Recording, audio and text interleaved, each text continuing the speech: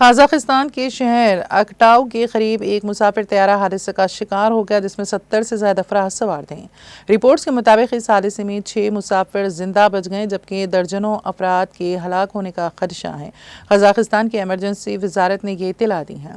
طیارہ اکٹاؤ ایئرپورٹ کے قریب گر کر تباہ ہو گیا۔ یہ طیارہ آذربائیجان ایئر لائنز کا ایمبریئر 190 تھا جو باکو سے روس کے شہر گروزنی جا رہا تھا، لیکن گروزنی میں دھند کی وجہ سے اس کا راستہ تبدیل کر دیا گیا تھا۔ طیارہ حادثے کے مبینہ مناظر سوشل میڈیا پر گردش کر رہے ہیں جن میں ایک طیارے کو زمین پر گر کر آگ کے گولے میں تبدیل ہوتے ہوئے دیکھا جا سکتا ہے۔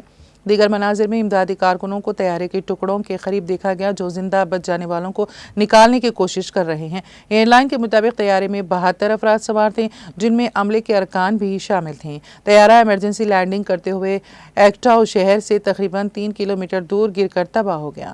قازقستان کے حکام کا کہنا ہے کہ حادثے کی وجوہات بشمول ممکنہ تکنیکی خرابی کی تحقیقات کی جا رہی ہیں۔